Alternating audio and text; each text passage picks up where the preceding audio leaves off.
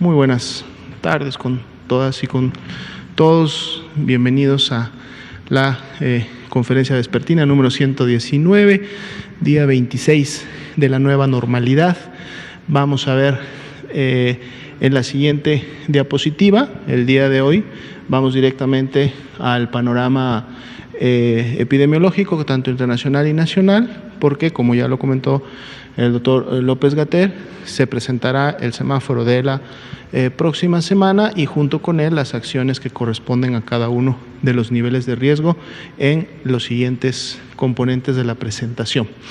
Bien, aquí podemos ver lo que hemos estado observando ya en las últimas semanas, cómo la pandemia se mantiene activa, no ha generado una disminución en relación a sus casos confirmados activos, es decir, esas personas que han iniciado con signos y síntomas en los últimos 14 días. De hecho, el número se incrementó un poco cuando vemos o hablamos del número, 1.149.059 son las personas que en la región de las Américas han iniciado con sintomatología en las últimas 2 semanas y continúan representando más de la mitad de todos los casos a nivel mundial. 55% es la proporción que hemos tenido en las últimas semanas. Vemos como si Europa continúa disminuyendo su carga activa y ahora pasó a ser parte de una cuarta posición en función de las regiones que en el mundo están teniendo la mayor carga de enfermedad. Y vamos a continuar atentos a cómo continúa esto evolucionando. Son casi 9,5 millones los casos confirmados en todo el mundo. Veamos la siguiente diapositiva, que es la estadística para nuestro país. Son 208.392 las personas que han dado positiva a la prueba que detecta el virus SARS-CoV-2 y por lo tanto son los casos confirmados acumulados al corte del día de hoy de COVID-19 en México. Dentro de este grupo se encuentran también 25.779 personas que lamentablemente pues han perdido la vida a consecuencia de las complicaciones que esta enfermedad produce y que también las conocemos.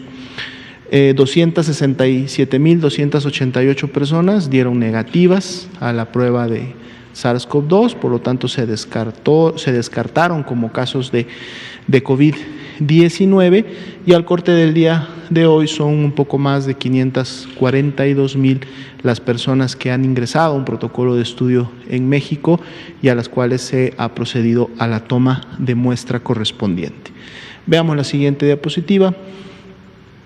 Tenemos la distribución de la carga acumulada de casos confirmados por entidad federativa para que tanto ustedes como en casa puedan identificar a su entidad federativa y puedan hacer las comparaciones correspondientes y saber dónde se continúa incrementando la carga acumulada de la enfermedad. Veamos la siguiente diapositiva.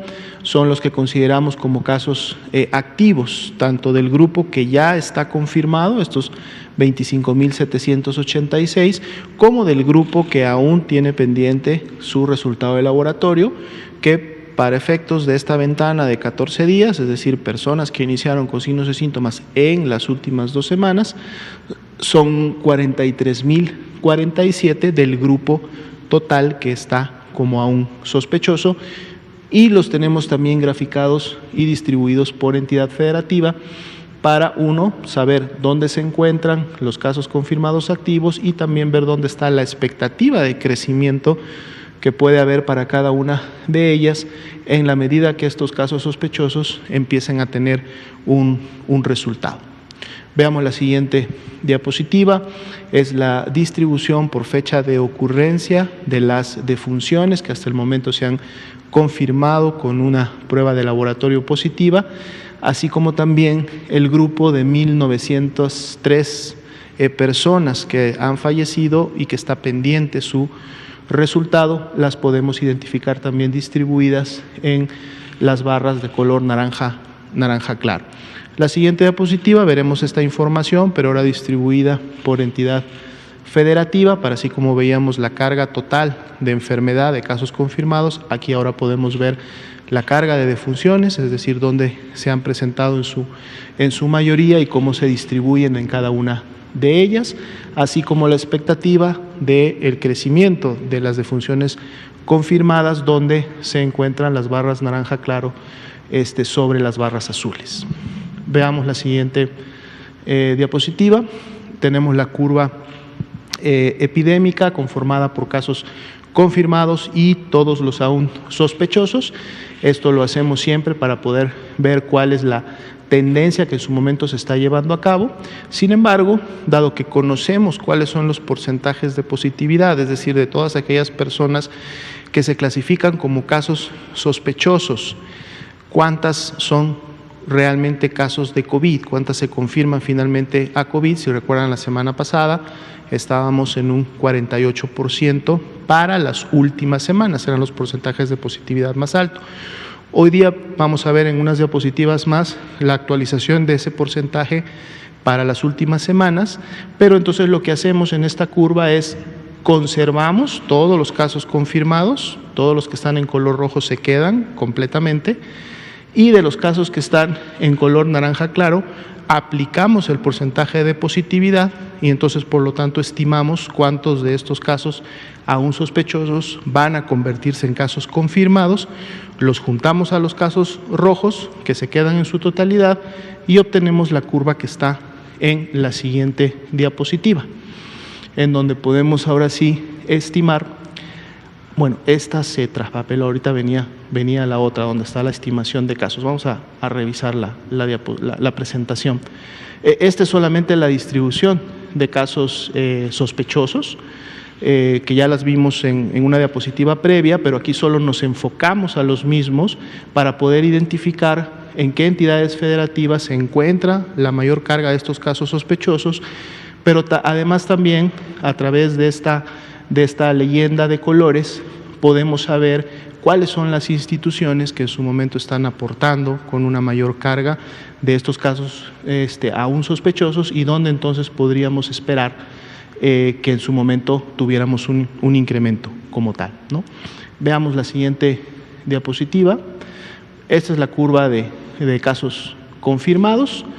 Son los 208.392, es la carga acumulada que para el día de hoy, en comparación al día de ayer, fue un incremento del 2.7%, que representó estos 5.441 casos. Veamos la siguiente diapositiva. Bueno, vamos a pasar ya entonces al grupo que nos evidencia la ocupación y la disponibilidad hospitalaria. Tuvimos una notificación de un 98%, por lo tanto la información pues es de calidad en función de todas las unidades que notificaron. Podemos ver que la carga de ocupación de camas IRA generales se mantiene similar a la observada el día de ayer, pero en el caso de las camas IRA con ventilador sí hay un incremento de 2 puntos porcentuales, sube a un 39%. Vamos a ver en las siguientes diapositivas cómo se distribuye esta carga. Estas son las camas generales. Podemos rápidamente notar que todas están por encima de un 30% de disponibilidad, que hemos comentado es precisamente un margen de seguridad, inclusive se ha incrementado ese margen, estaría más cerca del 40% que del 30% realmente. Y si vemos las camas con ventilador para pacientes críticos, también tenemos por encima del 30% de disponibilidad en todas las entidades federativas, la mayoría de ellas inclusive con mayor disponibilidad o una disponibilidad por arriba del 50%, que todavía es un nivel de seguridad pues mucho mejor, ¿no? La siguiente diapositiva, vemos las unidades COVID. Este es el tercer día que no hemos tenido incremento, se mantienen las 897 unidades. Vamos a ver el comportamiento en las siguientes semanas. Esto también en su momento representa que no ha habido una necesidad de generar más unidades COVID o en su número, dado que entonces la demanda precisamente hospitalaria no ha requerido de que esto sea necesario. Y pasamos ahora al siguiente grupo de diapositivas, donde vamos a actualizar, como todos los viernes, lo que tiene que ver con el diagnóstico por laboratorio. Hasta el momento, toda la red nacional de laboratorios de salud pública, es lo que significa RNLSP, ha realizado 556.399 pruebas, más de 500,000 de pruebas a nivel nacional. La Red Nacional de Laboratorios de Salud Pública está conformada por los 31 laboratorios estatales, hay uno para cada una de estas entidades federativas.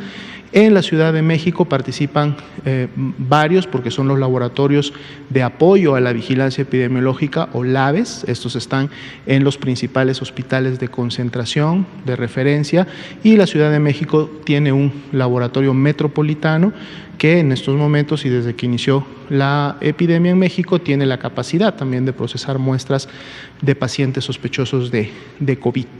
Entonces, toda esta red en su momento es la cantidad de pruebas que hasta el momento ha procesado y bueno, podemos ver que precisamente la cantidad de estas pruebas sigue la misma tendencia que en su momento vemos en los casos sospechosos, porque precisamente están aunados directamente a los casos sospechosos. En México se toma una muestra para confirmación en base a cómo el lineamiento lo define a los casos sospechosos, es decir, aquellas personas que presentan signos, síntomas de enfermedad, demandan atención médica en alguna de las instituciones y entonces tienen disponible la posibilidad de hacerse una prueba.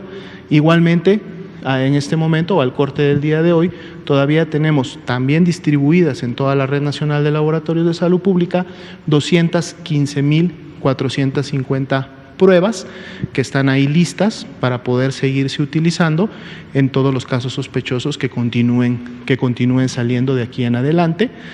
También se está monitoreando constantemente estos números con la red. Los laboratorios de la red, en el momento en que llegan a un porcentaje de uso de esas pruebas, solicitan más pruebas y el INDRE se las envía para que siempre tengan una dotación lista para poder procesarlas. Veamos la siguiente diapositiva. Vamos a actualizar aquí precisamente los porcentajes de positividad por semana epidemiológica.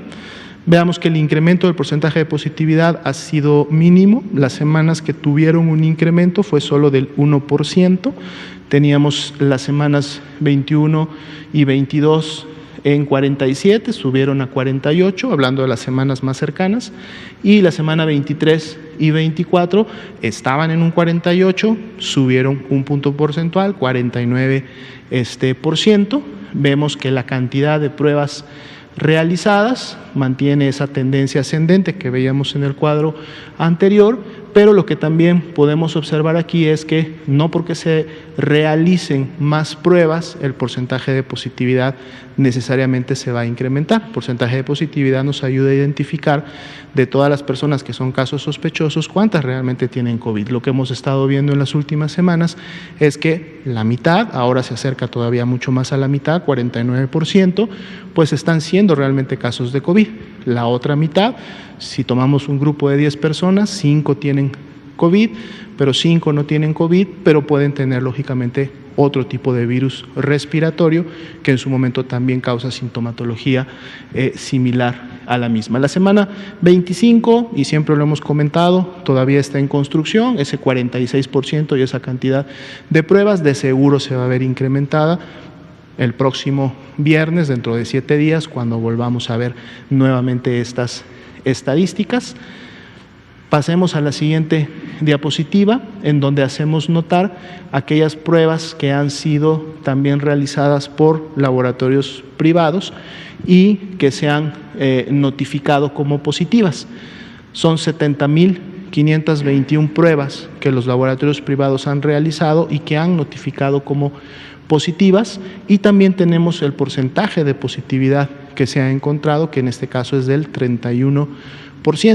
Como podemos ver, es menor que el porcentaje de positividad obtenido en la Red Nacional de Laboratorios.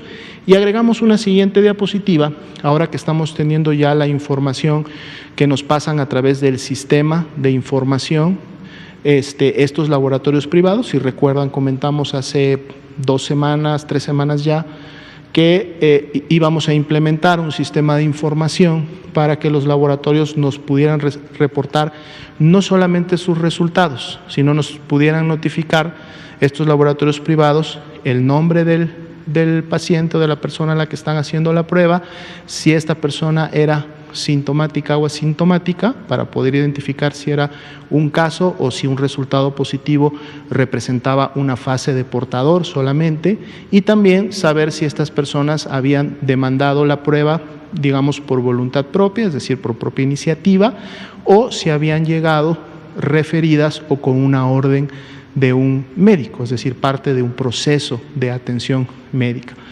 De los datos que hasta el momento conocemos, porque vean que tenemos una barra grande que dice se desconoce, estas son las pruebas que precisamente ya habían ingresado antes de que se instalara el sistema que preguntaba estas variables, por lo tanto la información no la tenemos, pero de la información que sí tenemos, vean que hasta el momento la mayoría han sido personas asintomáticas, es decir, son personas que llegaron a solicitar la prueba, ¿sí?, pero no presentaban signos y síntomas de la enfermedad. De seguro solamente querían saber si habían sido contagiadas, porque a lo mejor eran contactos de un caso que había sido confirmado, o tenían la duda, o solamente pues querían saber si tenían el virus en sus vías respiratorias, y fue menor el grupo o la cantidad de personas que fueron, sí presentaban algún síntoma de infección respiratoria aguda al momento de solicitar la prueba.